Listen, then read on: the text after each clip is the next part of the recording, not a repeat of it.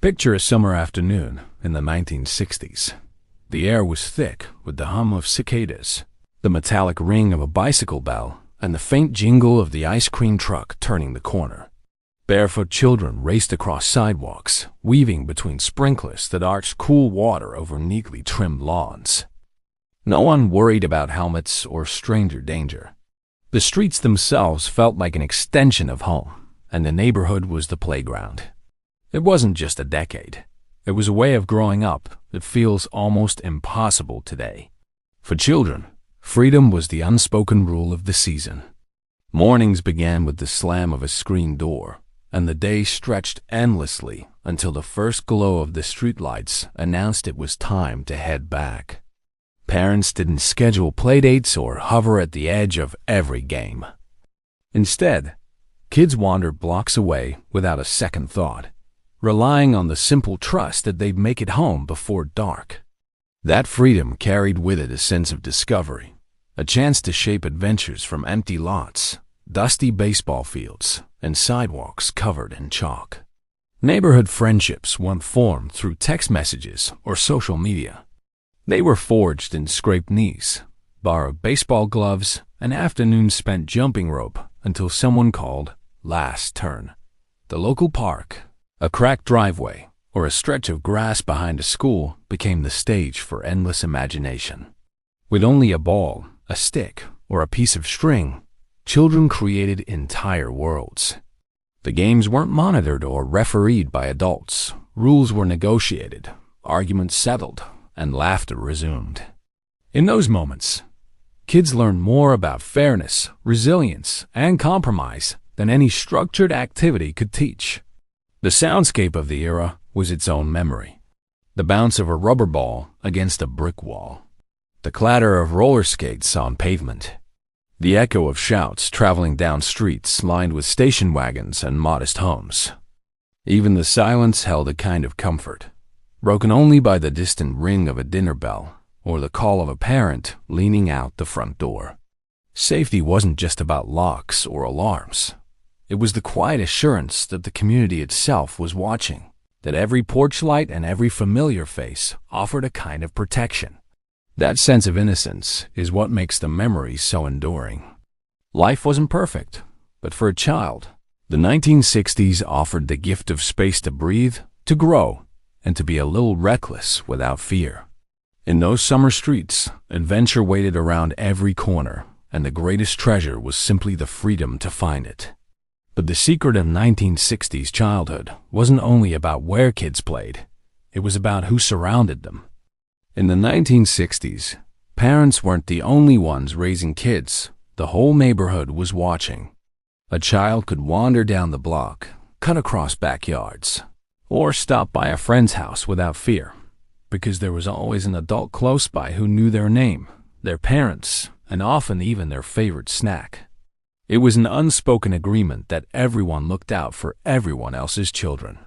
If a kid misbehaved, a neighbor might correct them on the spot, and that correction carried the same weight as if it came from home. This sense of shared responsibility created a web of trust that stretched across streets and cul-de-sacs. Parents didn't hesitate to leave children in the care of neighbors, not for formal babysitting, but simply because it was understood that someone would always step in if needed. Neighbors weren't strangers. They were like extended family. Doors were often left unlocked, not out of carelessness, but out of confidence in the safety of the community. The rhythm of daily life was stitched together by countless small interactions: a borrowed cup of sugar, a ride to the store, or the casual sound of greetings shouted across hedges. Churches, schools, and community centers played their own roles in weaving families together.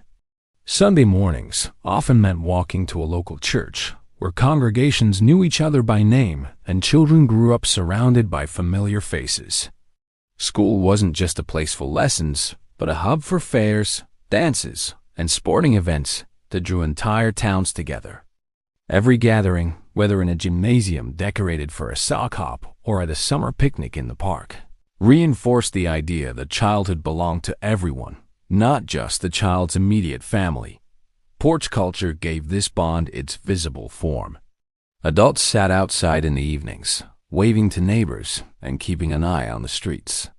From these front porches, countless conversations unfolded, advice traded, gossip shared, and laughter carried on warm summer nights. For kids, those watchful eyes meant freedom with boundaries.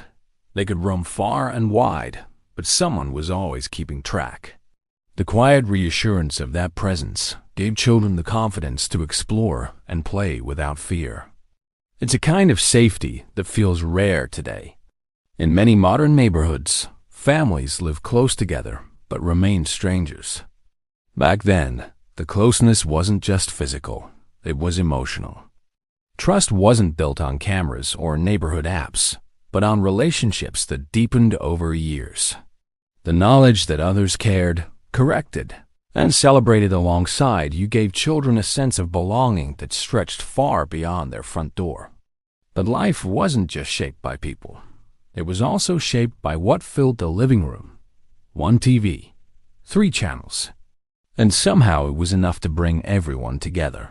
In the 1960s, the living room was the heart of the home, and the television was its glowing centerpiece. Families arranged their evenings around a single set, its soft light flickering against wallpaper and shag rugs. Parents settled into armchairs, kids sprawled on the carpet, and the entire household shared the same shows, the same laughs, and even the same silence when the screen went dark for the night. With so few channels to choose from, television felt less like background noise and more like an event. When The Ed Sullivan Show promised a new act, families across the country tuned in at the same time. When The Moon Landing aired, living rooms became front-row seats to history. Even weekly sitcoms and variety shows carried a sense of ritual. Everyone knew that when the opening theme song played, the room would quiet, and for half an hour, the family belonged to the same story. Commercials, far from being skipped, became part of the experience. Children memorized jingles about toys and breakfast cereals, while parents chuckled at car ads and soap commercials. In a way, the breaks stitched themselves into memory just as much as the programs did. Ask someone who grew up in the 1960s, and they can likely hum a tune from a toothpaste commercial as easily as they can recall their favorite show. Televisions themselves became markers of progress. Many households started the decade watching black and white sets, the images sometimes grainy, the antennas adjusted by hand. But slowly, color television entered the living room, turning familiar shows into dazzling experiences. Watching a parade or a variety program in color felt like stepping into the future, a reminder that even in a familiar living room, the world was moving forward. The effect of these shared nights lasted long after the screen went dark. Conversations spilled over into breakfast the next morning or into classrooms where children recounted what they'd seen. Families bonded through the simple act of watching the same thing at the same time. That rhythm created a cultural glue, weaving together personal memories with national ones. Unlike today's endless stream of shows, where everyone can watch something different on their own schedule, the 1960s offered fewer choices but greater connection. There was a simpler pace to it all, a sense that the glow of the living room TV wasn't just entertainment, it was a gathering place. It united families in laughter, wonder, and even quiet awe. The television wasn't yet a private screen. It was a shared experience, one that defined evenings in countless American homes. Of course, not every secret of the 1960s happened indoors. Some of the best ones were found on the open road. In the 1960s, nothing said freedom like a set of car keys, and every teenager knew it. The moment a license was earned, the world seemed to expand beyond the neighborhood streets and small-town sidewalks. Chrome gleamed under the sun, engines growled with confidence, and convertibles carried the promise of adventure with every mile. Cars weren't just machines. They were extensions of identity, rolling symbols of independence and possibility. Muscle cars ruled the decade. their sleek designs and powerful engines turning heads at every corner.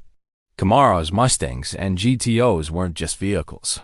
They were statements of who you were or who you wanted to be. Even those who couldn't afford the flashier models still took pride in whatever they drove, polishing the hood until it reflected the sky. For teenagers, a car wasn't just transportation. It was a ticket to adulthood, a passport to freedom that no bicycle could ever offer. Drive-in theaters and diners became natural gathering spots, their parking lots buzzing with youthful energy.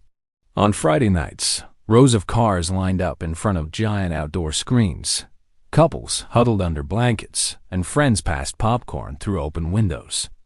Afterward, neon-lit diners with shiny stools and jukeboxes offered a place to linger, laugh, and share stories. Car radios played the latest hits, and the music seemed to soundtrack not only the drive, but the very spirit of being young in America.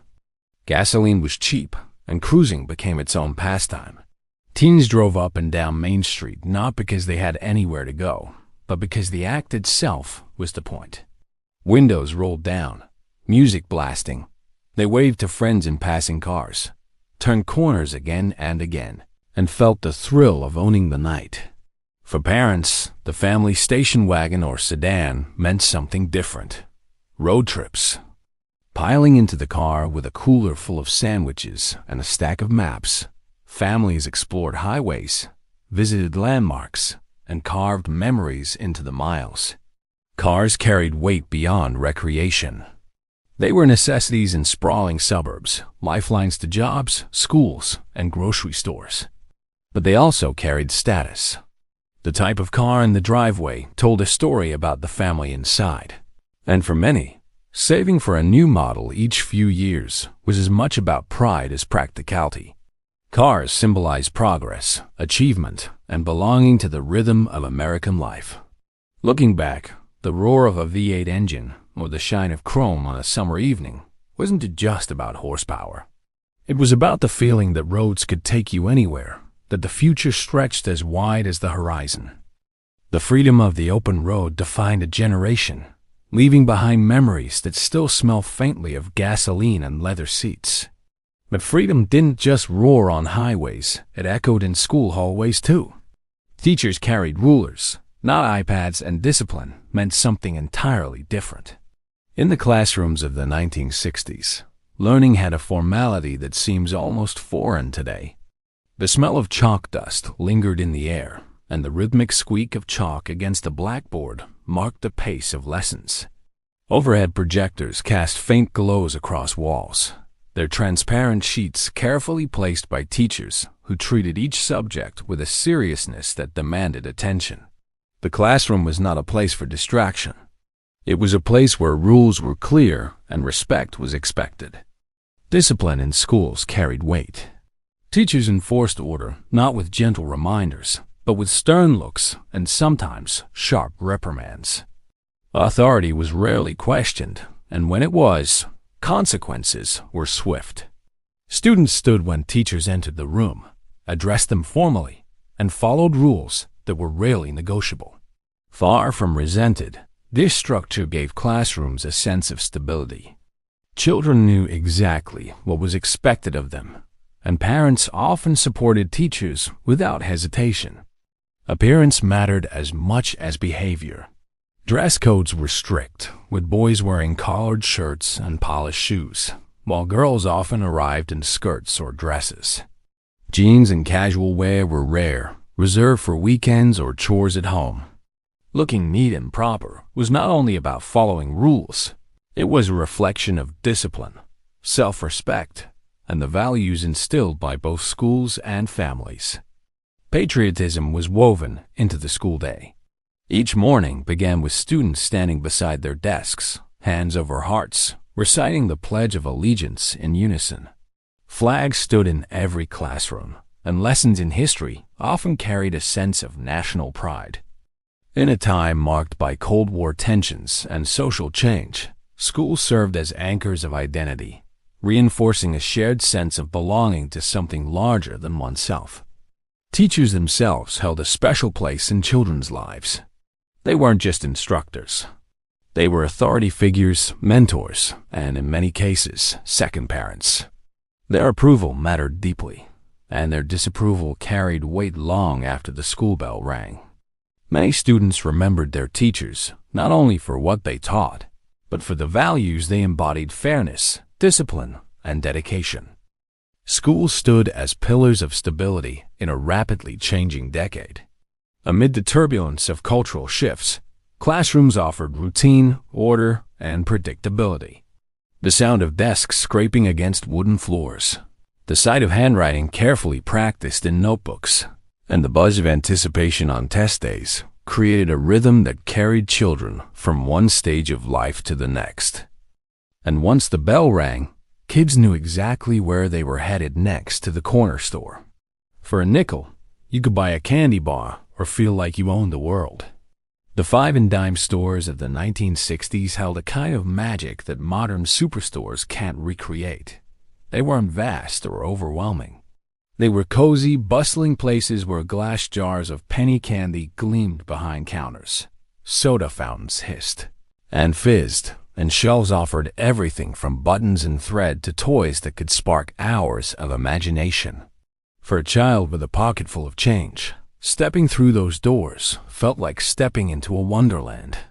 Shopping was never about excess. It was about the thrill of small treasures. A handful of coins could stretch farther than a child's imagination, transforming into a comic book, a pack of baseball cards, or a sweet treat to be savored on the walk home. The smallest purchase carried the biggest excitement. Kids studied the shelves carefully, weighing their choices, knowing that once they handed over those coins, they were making an important decision. In that way, the five and dime wasn't just a store. It was a classroom in independence. Saturday trips to the store were their own rituals. Children tagged along with parents, clutching coins given as a reward or allowance. Friends met up to pool change, splitting a bag of candy, or sharing a float at the soda fountain. The atmosphere buzzed with chatter, the sound of the cash register bell, and the clinking of glasses filled with fizzy sodas. It was a simple kind of joy, rooted in community as much as in the goods themselves. What made these stores truly special was how personal they felt. Clerks and owners didn't just ring up purchases. They knew names, remembered favorites, and sometimes slipped an extra piece of candy into a bag. For adults, it was convenient and affordable. For kids, it was recognition, a sense that they mattered in the world outside their home. Every visit carried the warmth of belonging, the comfort of being part of something familiar and close-knit. The five and dime embodied a slower rhythm of life. No one rushed through aisles or scanned self-checkouts. People lingered, chatted, and took their time. Buying something wasn't a transaction. It was an experience, woven with smells of fresh popcorn, the sparkle of trinkets under fluorescent lights, and the joy of walking out with a small paper bag crinkling in your hands. It's easy to look back and see those stores not just as shops, but as symbols of a childhood unburdened by excess. They taught kids how to spend, how to choose, and how to savor. They left behind memories richer than the nickels that built them. But the 1960s weren't just about what you bought. It was about what you listened to. From Beatles records to Motown singles, the music of the 60s didn't just play. It shaped lives. Every song carried more than a melody. It carried the spirit of a generation discovering itself in a changing world. For teenagers, music wasn't just entertainment. It was identity, rebellion, and belonging all at once.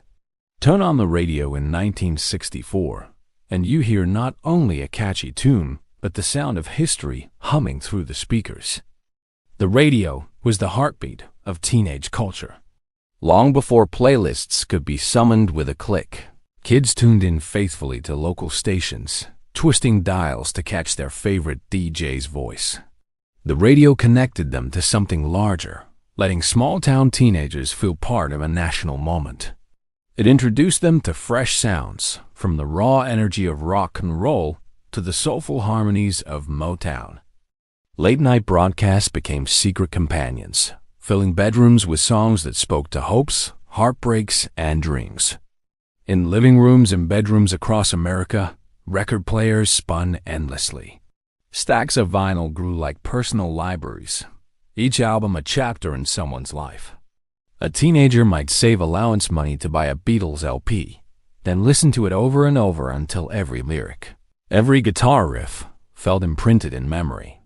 Records weren't disposable. They were treasures, passed around to friends, played at parties, and cherished like souvenirs of youth. The British invasion brought a tidal wave of new sounds and new styles. The Beatles, the Rolling Stones, and countless others weren't just musicians. They were cultural forces. Their haircuts, their clothing, and their accents influenced everything from fashion trends to slang. Rock and roll became more than music. It became a movement, shaking the foundations of what was considered acceptable. At the same time, Motown filled radios with soulful voices that carried both joy and quiet defiance, creating anthems that remained timeless. Music shaped how teenagers looked, acted, and even saw themselves. Bell-bottoms, miniskirts, and leather jackets didn't appear out of nowhere. They were pulled straight from album covers and concert posters. Dancing in gyms, basements, or packed halls, kids mimicked their idols, feeling for a moment that they belonged to something bigger than themselves. Concerts, whether small-town sock hops or stadium shows, weren't just events, they were gatherings, places where music turned strangers into communities. Even now, the songs of the 1960s carry nostalgia strong enough to stop people in their tracks. A single chord can summon an entire summer, a high school dance, or a first love. Decades later, those records still spin, their grooves etched with memories as permanent as the music itself. And when kids weren't spinning records, they were glued to something else, the toys of their time. Forget video games. 1960s kids had toys that came alive only in their imagination. A cardboard box could turn into a spaceship, a stick could become a sword, and a backyard could transform into a battlefield or a castle. But alongside that endless creativity were the toys every child dreamed of unwrapping on Christmas morning, or finding on a creativity were the toys every child dreamed of unwrapping on Christmas morning, or finding on a Christmas birthday table, objects that became icons of an entire generation's childhood.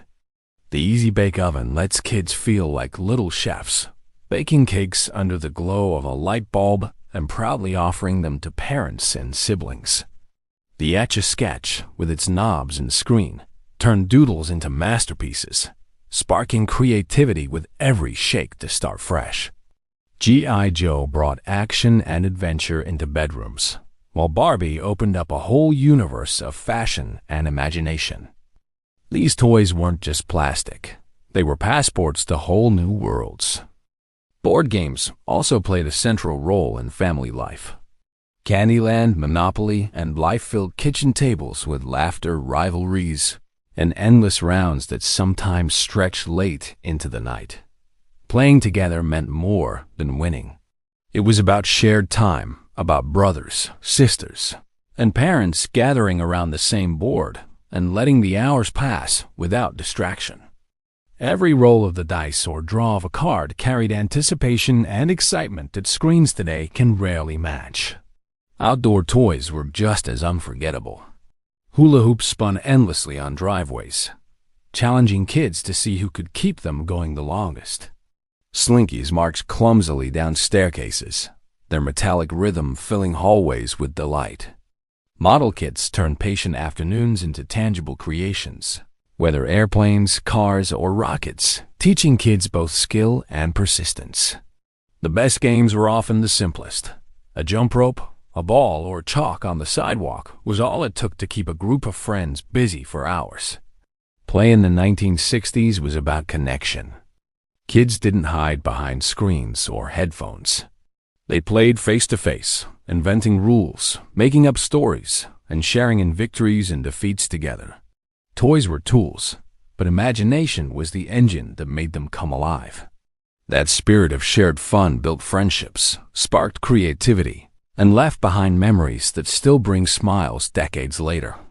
Looking back, it's clear why so many feel nostalgia for these low-tech treasures. They weren't flashy, but they left room for imagination, for social play, for the kind of simple joys that don't fade with time. Even today, just the sight of a vintage Barbie or a well-worn Monopoly board can bring back the feeling of being a child again, sitting cross-legged on the floor, lost in a world of endless possibility. But beyond toys and music, one of the deepest secrets of growing up in the 1960s was found at the dinner table. No phones, no distractions, just dinner and the people who mattered most. In the 1960s, the dinner table wasn't just a place to eat. It was the anchor of family life, a daily ritual that brought everyone together, no matter what the day had held. Families gathered because it wasn't optional. Whether you lived in a small town or a bustling city suburb, evening meals meant everyone sat down, shared food, and shared their lives. The meals themselves reflected the times. Mothers, often full-time homemakers, cooked most dishes from scratch, filling kitchens with the comforting aromas of roasts, stews, and casseroles. Meatloaf with mashed potatoes, fried chicken with green beans, and Jell-O molds shimmering under the kitchen light were staples of the era. Even as TV dinners began making their way into freezers, aluminum trays holding Salisbury steak or macaroni and cheese, the heart of family dining was still a homemade meal served hot from the oven. The table was more than a place for food. It was a classroom without walls. Parents used that time to pass along values, asking about grades, behavior, and plans for the future. Siblings swapped stories, sometimes arguing, sometimes laughing until milk spilled across the table. It was noisy, imperfect, and real. Those conversations, however ordinary they seemed, shaped character. They instilled respect, patience, and the sense that family was not just who you lived with, but who you belonged to. The ritual of gathering created memories that stuck. The clink of silverware, the creak of wooden chairs, and the glow of a hanging lamp above the table are details that never left those who lived them. It was a space where problems could be discussed, jokes could be shared, and everyone knew they had a seat waiting for them, no matter how the world outside shifted. That sense of security and the knowledge that dinner meant togetherness gave many children of the 60s a foundation they carried into adulthood. Comparing then to now makes the difference striking. Today's hurried meals, often eaten in cars or in front of glowing screens, feel far from the slow, intentional family dinners of the past. Back then, no one scrolled through phones or answered text messages while passing the potatoes. The dinner table was sacred, not because of rules, but because of habit and culture. It was a pause in the day, a moment to breathe and reconnect before tomorrow arrived. Looking back, it's easy to see why those dinners hold such nostalgia. They weren't just about food. They were about belonging. They stitched families together in a way that fast food and takeout bags rarely can. For many, those evenings remain some of the warmest, most vivid memories of childhood. And while meals shaped family life, outside forces were shaping culture in bigger ways. In the 1960s, the world arrived not on your phone, but on the nightly news. Families gathered in living rooms after dinner, adjusting rabbit ear antennas to bring in the evening broadcast. The flicker of the television screen didn't just share stories.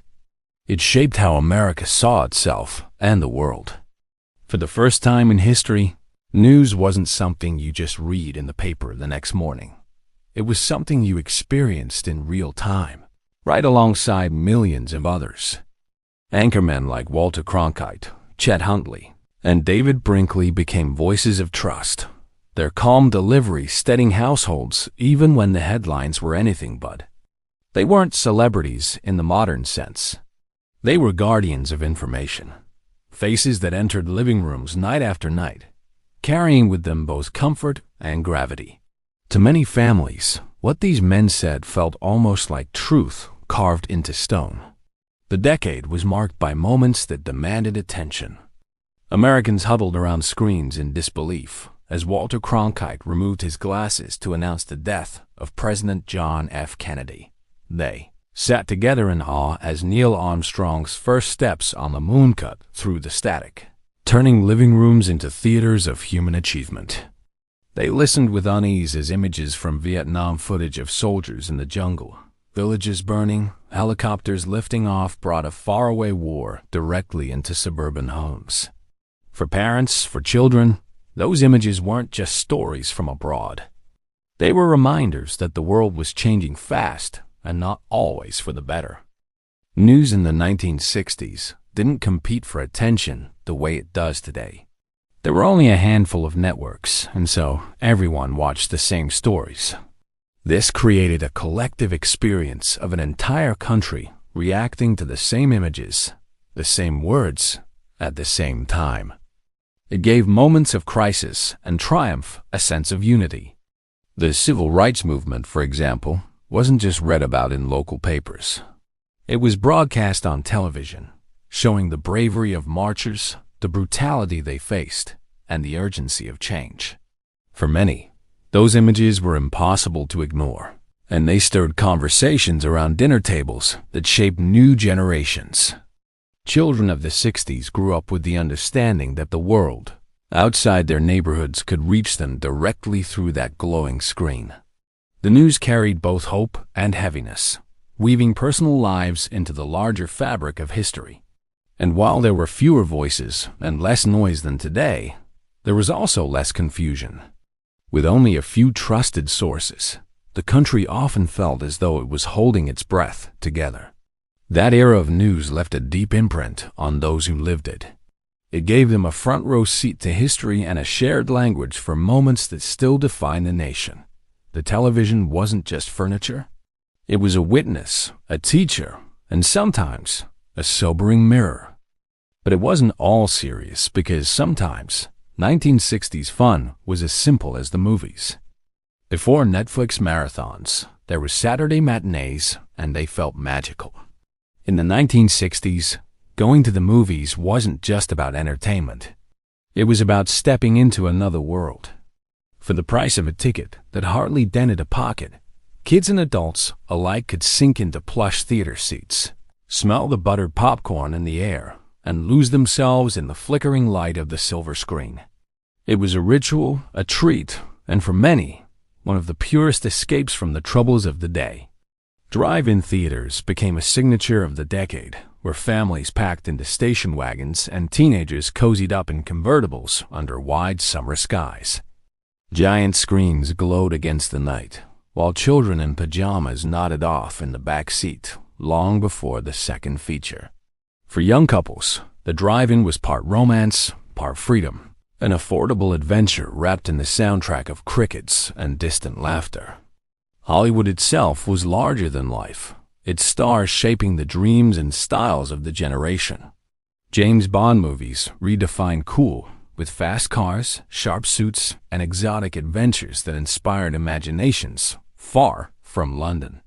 Elvis Presley lit up screens not just with his music, but with his swagger, while Disney carried families into magical kingdoms where animals talked and happy endings were guaranteed.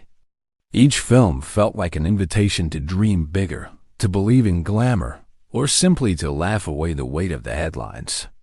For kids, Saturday matinees were their own kind of wonder. Groups of friends crowded theaters, watching cartoons, westerns, or monster flicks with wide eyes. A box of candy or a fizzy soda made the experience feel extravagant, even though it was inexpensive.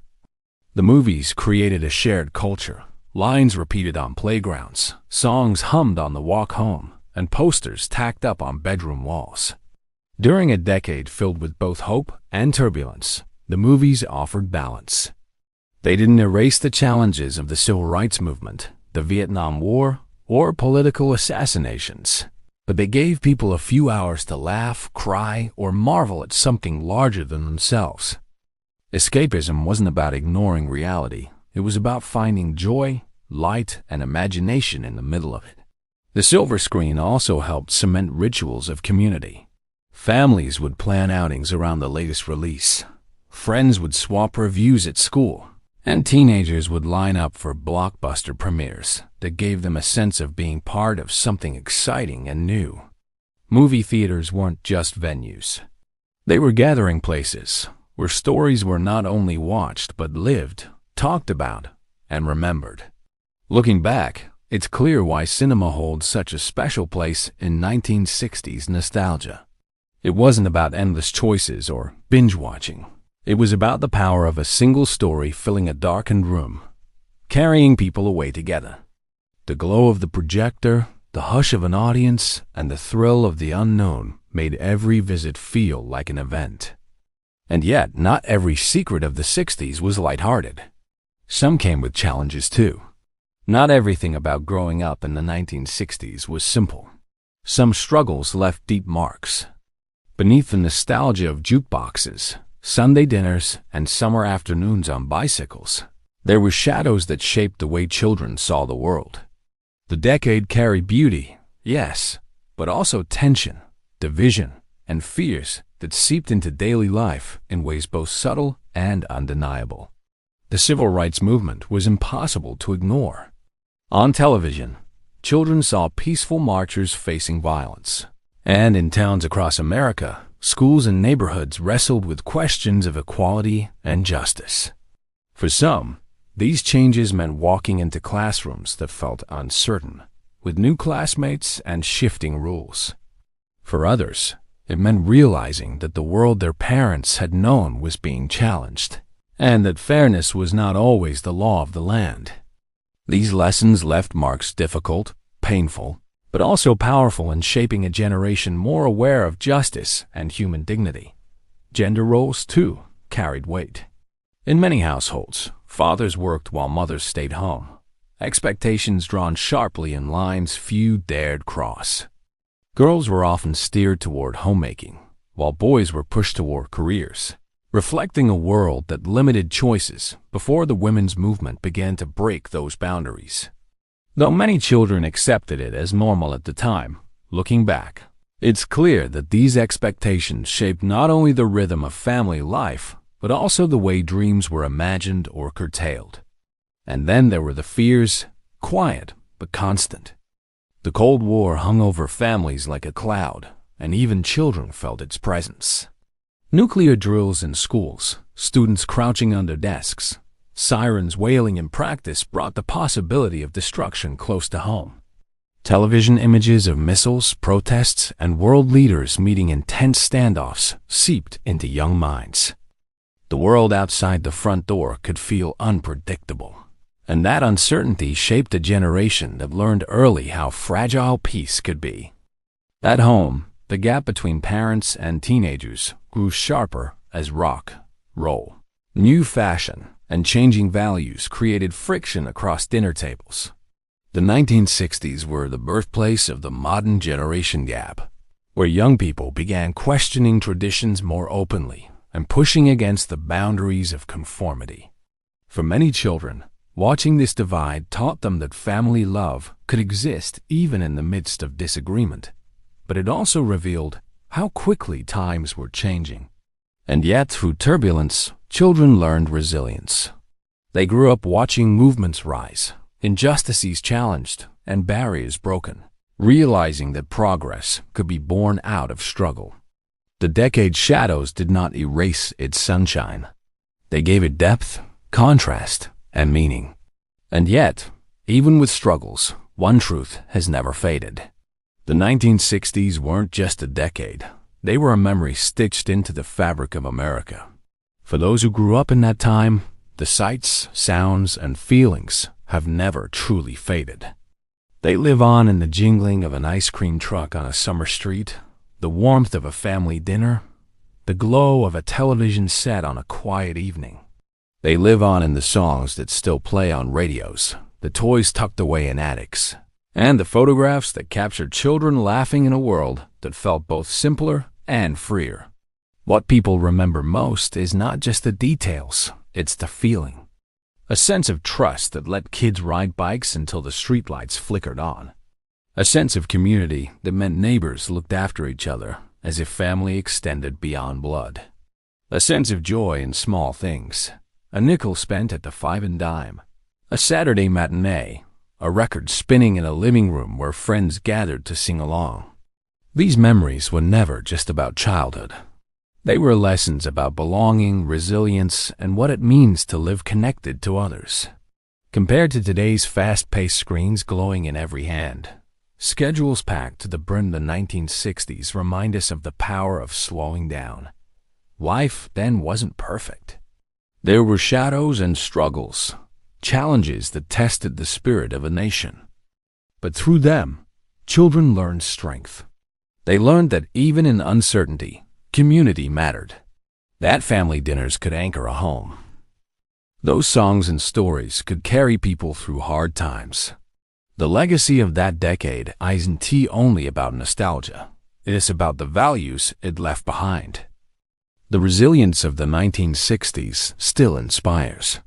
It's found in the way people fought for justice, in the creativity sparked by music and art, in the confidence of a teenager turning the key to a chrome-lined car for the first time. It's found in the laughter of kids who had only their imaginations in each other, yet felt like the world belonged to them. That spirit still lingers, reminding us that joy doesn't always come from what we buy, but from what we share. We still remember the 1960s not because they were flawless, but because they were formative. They gave us stories worth retelling, values worth holding on to, and connections worth rebuilding in our lives today. They remind us that even in a modern world, where technology moves faster than ever, we can still choose moments of simplicity, trust, and togetherness. And that may be the greatest secret of all. The 1960s never truly ended. They live on in memory, in legacy, and in the lessons we carry forward. What's your strongest memory of growing up in the 1960s or hearing about it from family? Share it in the comments.